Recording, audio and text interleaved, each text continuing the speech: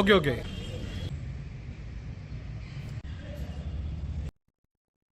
విజయనగరంలో గ్యాస్ సరఫరా నిలిపివేస్తే హోటల్ రంగం తీవ్రంగా దెబ్బతింటుందని ఏపీ హోటల్స్ అసోసియేషన్ అధ్యక్షుడు శ్రీనివాసరావు హెచ్చరించారు.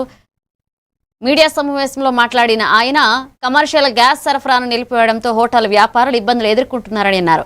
జిల్లాలో సుమారు 70,000 మంది ఈ రంగంపై ఆధారపడి జీవిస్తున్నారని తెలిపారు. కనీసం 50% గ్యాస్ సరఫరా చేయాలని ప్రభుత్వాలను కోరారు. సమస్య పరిష్కారానికి నెల 19న ఒంగోలులో సమావేశం నిర్వహించనున్నట్లుగా వెల్లడించారు. కార్యక్రమంలో అసోసియేషన్ నాయకులు పాల్గొన్నారు.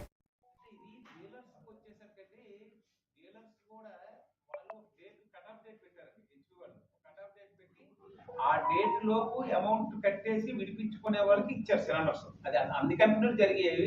అయితే ఇండియన్ గ్యాస్ కి ఏమొచ్చి ఒక 2 days ఎక్స్ట్రా ఇచ్చారు. హెచ్పీ గ్యాస్ వచ్చి 3 days బిఫోర్ గానే క్లోజ్ చేశారు స్టాక్ రిలీజ్ చేసి విడిపించడానికి. ఆ ఇష్యూ వల్ల ఏమైందంటే వీళ్ళు కొంతమందికి ఫైనాన్షియల్ గా కూడా ఆల్రెడీ మీరు జేసీ కూడా కన్సల్ట్ చేయడం జరిగింది సార్. దాని ఏమైనా ప్రాబ్లమ్ రెక్టిఫై అయిందా ఏంటి పరిస్థితి?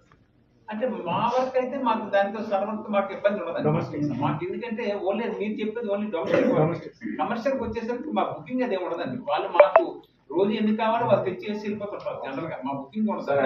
డిమాండ్ సప్లై ఎట్లా ఉంది సార్? ఆ వ్యత్యాసం అయితే మాత్రం చాలా ఎక్కువగా ఉంది. రోజు ఇదే పరిస్థితి ఇంకా ఆల్రెడీ పరిస్థితి అయితే మాత్రం ఆల్మోస్ట్ 90% వరకు ఎండ్ అయిపోయిందండి.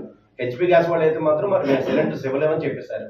ఉన్నది ఇంకా ఇండియన్ గ్యాస్, అది కూడా వాళ్ళ కస్టమర్కి ఇస్తున్నారు తప్పించి తక్కువ వాళ్ళు ఇవ్వరండి. వాళ్ళు ఆన్లైన్ సర్వీసెస్ మీద ఎట్లా ఉండొచ్చు?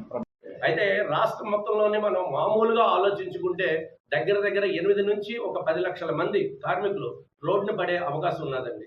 ఎందుకంటే మాకు గ్యాస్ లేకపోతే మేము ఏమీ చేయలేము.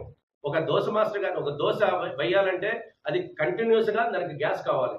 అలాగని కట్టెల పొయ్యి మీద చేయలేము. చాలా వరకు మా హోటల్ యజమానులందరూ కూడా ఎవరికైనా అవకాశం ఉన్నంత వరకు మేము కట్టెల పొయ్యి మీద చేయడానికి కూడా మేము సిద్ధంగా ఉన్నాం. ఎందుకంటే వచ్చే 3,000కి కర్రలు దొరికేది ఈ రోజు 8,000, 7,000 రూపాయలకి పెంచేశారండి. ఇవన్నీ మాకు సమస్యలు ఉన్నాయి. అయినా మేము రేట్లు పెంచకుండా ప్రజలకి సేవ చేద్దాం, ప్రజలకి భోజనాలు అందిద్దామని మేము చూస్తున్నాము. మీ అందరి మూలంగా రాష్ట్ర ప్రభుత్వానికి కానీ కేంద్ర ప్రభుత్వానికి కానీ మీరందరూ మాకు సహకరించి మీరు మా తాలూకు బాధల్ని వాళ్ళకి తెలియపరచాలని మేము కోరుకుంటున్నాము.